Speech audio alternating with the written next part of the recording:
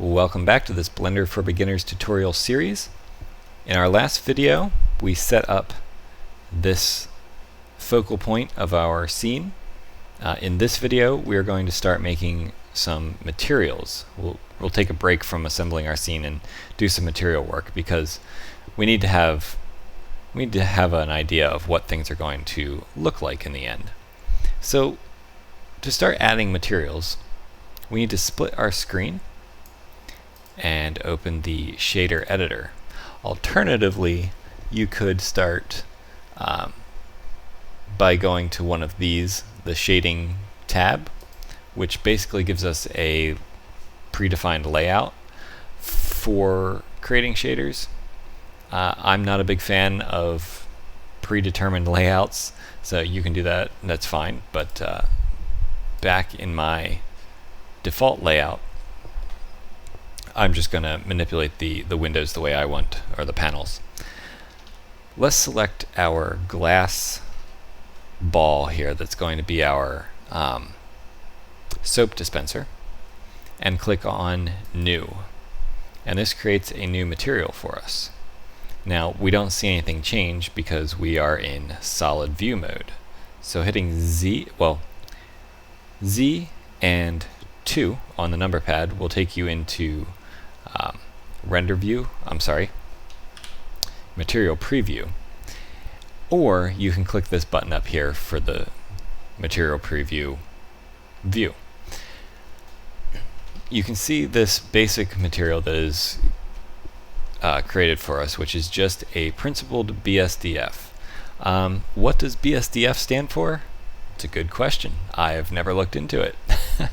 This is the basic material node which we will plug most of our maps and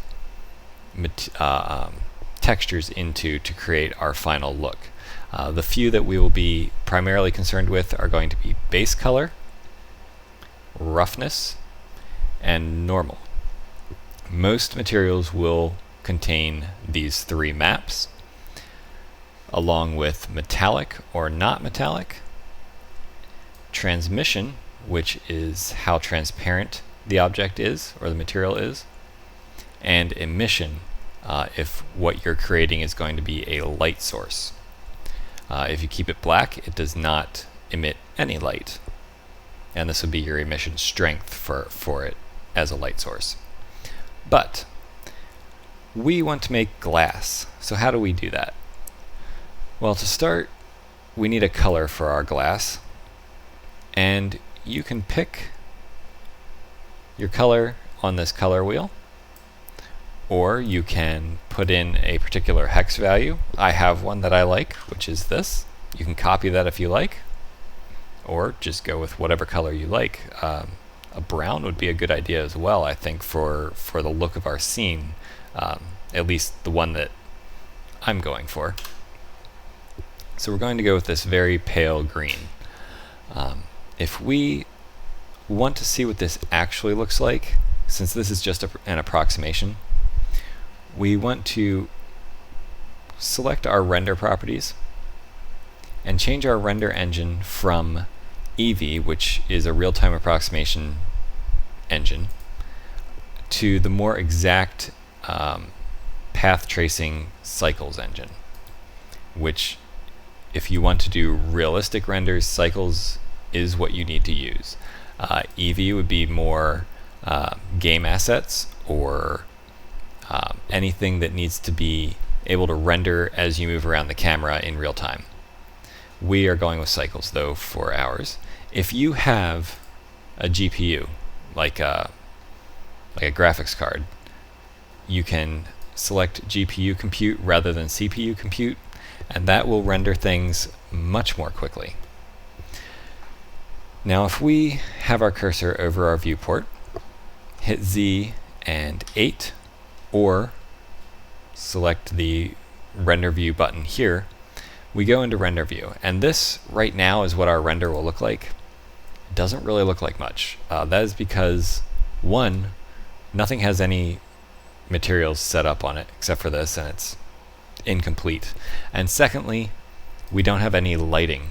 We just have a a gray, even light coming from all directions, and that doesn't really do much for us. And another thing is, we don't have an environment for any of it to reflect.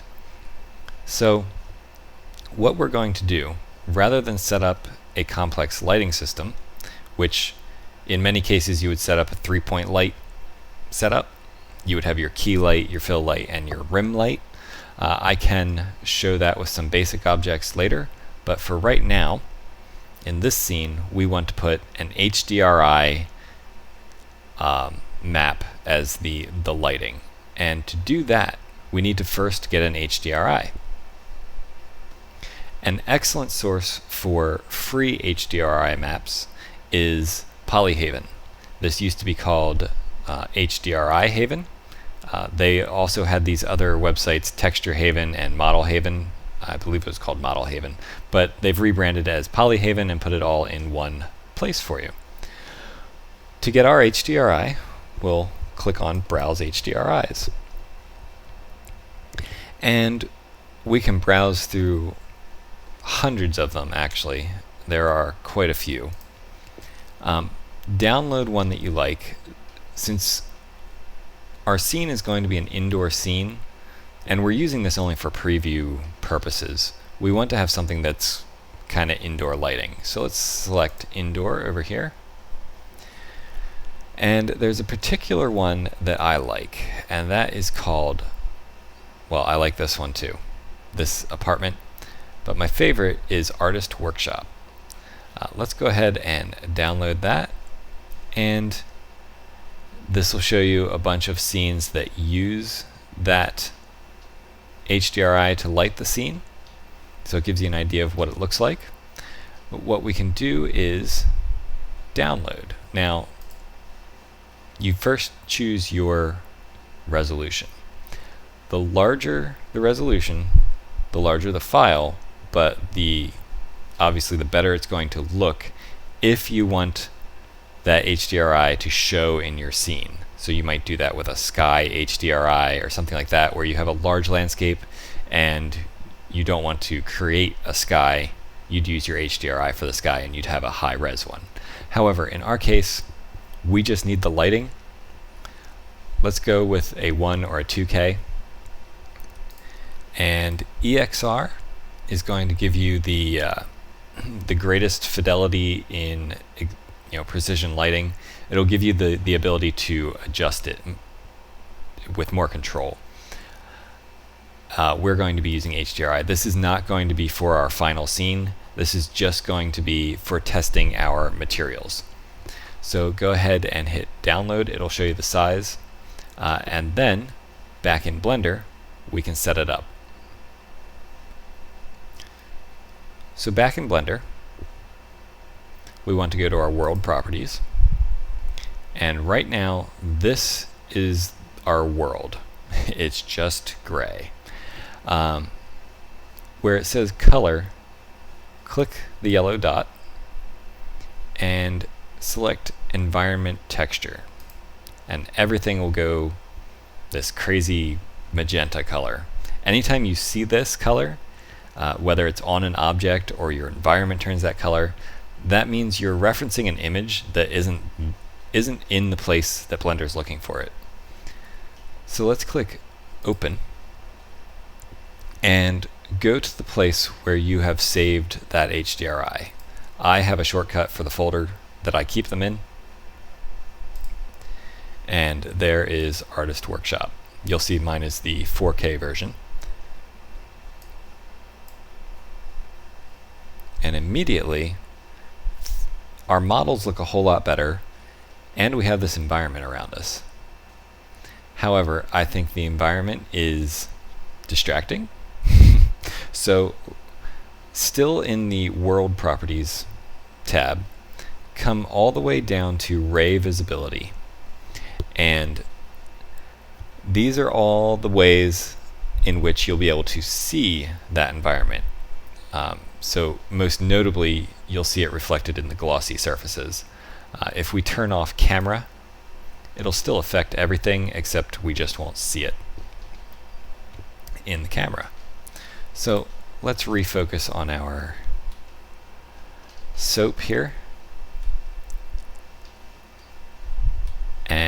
back in our node window, our shader editor.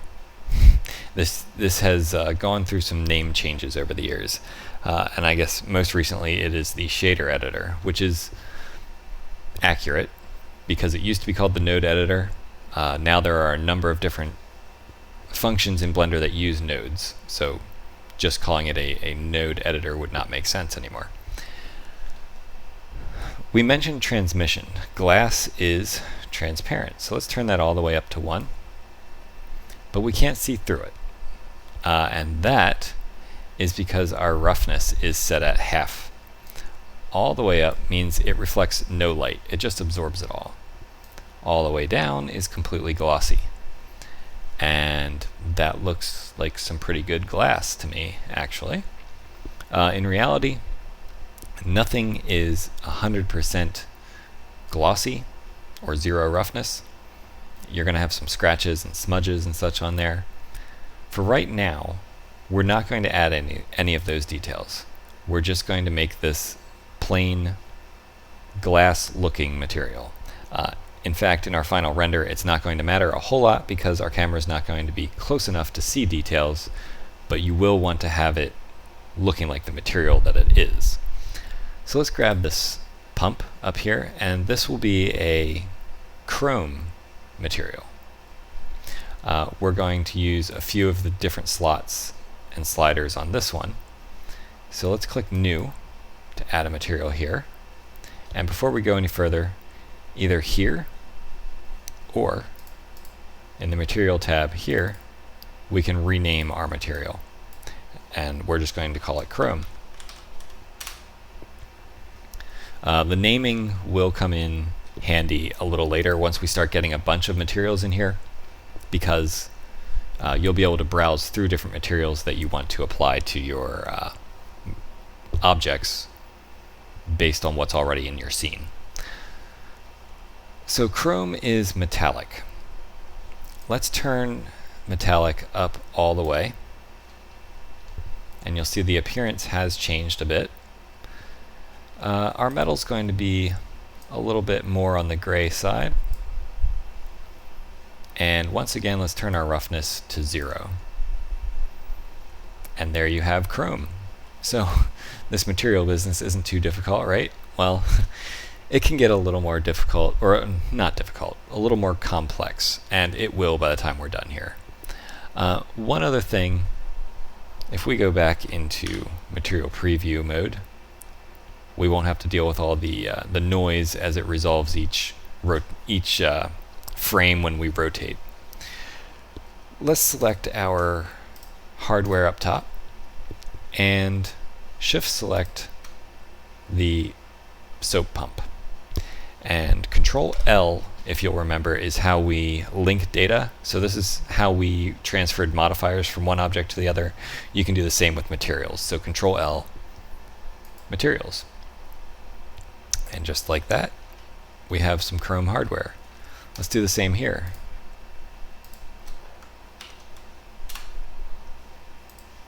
There we go. Now, one of the advantages of using just a few materials throughout your entire scene is that 1, it takes up less memory, and 2, it's just a whole lot less work.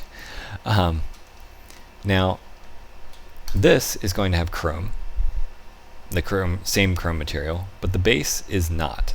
So what happens right now is, if we were to take our materials from there, it becomes completely chrome. We don't want that. So what we can do is we can add a second material over here, or we'll add a second material slot, and either click New here or New here. Now we want a sort of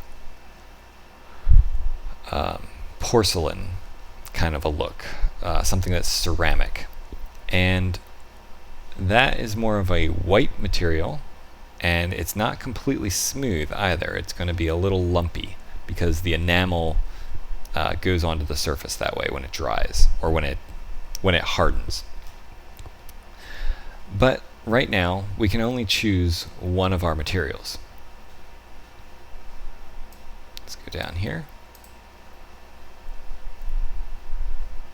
I'm not sure what happened here. Hit plus. New.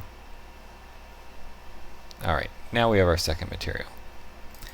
And let's call this ceramic. Is that how you spell ceramic? So, like we were saying, we don't want it all to be one material. So let's select a face on the bottom. Control L, so everything that's linked to it gets selected. And select our ceramic material over here. And click Assign. And that will assign to whatever is selected. So let's come out into Object Mode. And there we have two materials. Let's take our roughness down to 0.1. So it's not a completely glossy surface, but it's pretty close to it. Now, like I was saying, we need this kind of lumpy surface. The way to do that is to introduce a normal map or a bump map, and either one would plug into this normal socket. So what we're going to do to get that lumpy look is to introduce a grayscale noise map. So what we can do, or a noise texture rather, so what we can do is hit Shift A, which is add. It's the same as when you're adding an object in the 3D viewport. And go to texture or search. And so we're going to go to texture, and these are the different procedural textures that you can introduce into your material. We're just going to take a plain noise texture, and in the final material this will not plug into color, but I'm going to plug it in here just to show you what the noise texture looks like. That's it. It's just noise. It's black and white grayscale noise. So let's turn it up a bit so that you get a good idea of what this texture looks like. So it looks like noise that you might get on a TV screen or something like that. We're going to take this back down fairly small, and detail also makes it more cloudy looking. It dithers the edges between black and white. I'm going to leave this at 2. I believe that was the default. It looks fine anyway. A second node that we need is the color ramp node. This will let us, I believe it's a converter. Yes, color ramp. This will allow us to control this texture a little more. So if we take our extremes of black and white here and put them closer together, you'll see that there's there's more contrast, more stark contrast between the extremes. The fall off is much more rapid between black and white. So if we take these all the way back out, we're going to use this down here. So let's take this out of our color and put it into our normal. And that doesn't look like anything. That's because we need to tell this normal socket what kind of data is coming into it. So it's going to be a bump map, is what this noise texture is going to be a bump map. So let's search for bump. Put that in there. And a bump map is essentially a height map. Black is a low spot, white is a high spot, and then everything in between is a transition between the two. It's pretty simple. We need to plug this into height. And the strength of our bump should be much less than that. 0.2 is usually alright. And that doesn't look that great, right? It's lumpy, but it doesn't look like the lumpy we want. So let's take our black color and make that more of a gray, closer to the middle. And we'll do the same with the extreme white.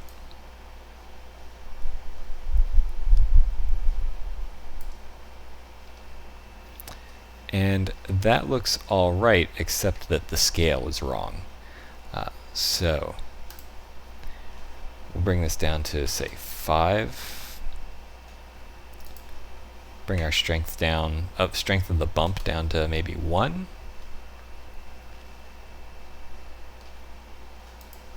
Play with this until it works, basically.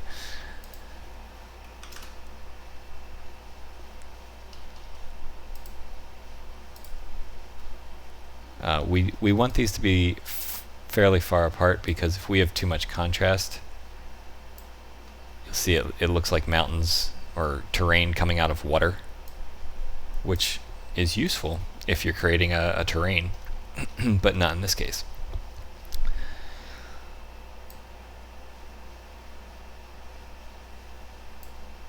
What I want to do is make this just a little less extreme. The difference between the low and the high being less extreme.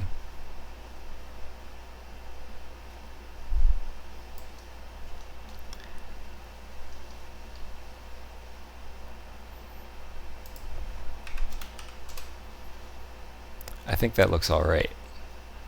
So that kind of looks like a porcelain. Let's go back into render mode and see what that looks like. The bumpiness is just enough to make it not a mirror surface, so that's basically what we want. That looks alright. This is a detail that of course we're not going to see from the camera, but I wanted to show that this is a fairly simple way to break up the smoothness of a surface. I think that's enough for our ceramic material. Let's make something that looks more like a plastic. So that'll be our toothbrushes. Our toothbrushes are somewhat transparent, and what we can do is make them bring up the transmission up fairly far, like 0.9, but not completely transparent. And roughness of 0.2 usually looks pretty good on a plastic. I'm going to bring this down to 0.1, just because they are supposed to be transparent. They won't look very transparent if the roughness isn't very low.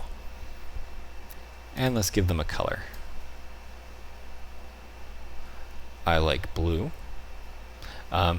If you bring your color all the way out to this outer rim, that is a completely saturated color, and you're not going to get very much transmission of light. So if you take it down toward the center,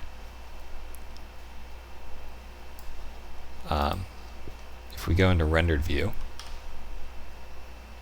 you'll see that that actually looks like a fairly good plastic that is transparent. Now, bristles are also plastic, so let's Control L and bring over the materials. Now, of course, we don't want it to be transparent blue. We want it to be more of a rough-looking, just like bristles. So if you see this number here, this is the number of objects that are using this material. If we click that, this just became its own material. So if we name this, I don't know, plastic, blue plastic.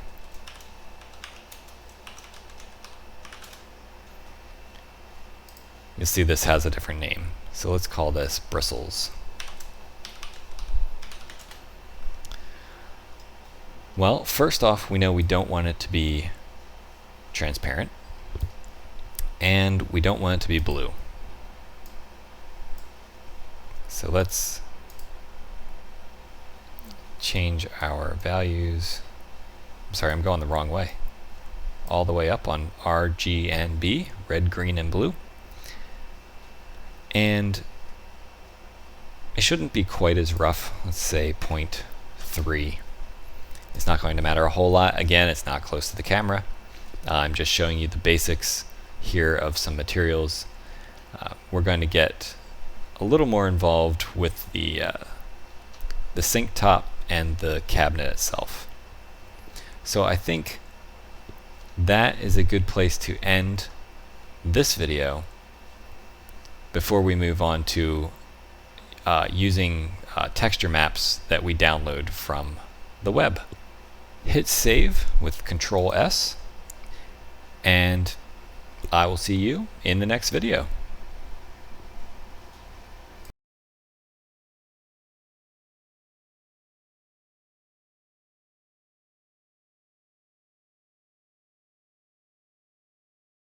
Hey guys, if you found this video useful, hit like and consider subscribing to the channel, and you can turn on that notification bell too so that you don't miss future videos. Until next time, I'm Carl with Blender Forge.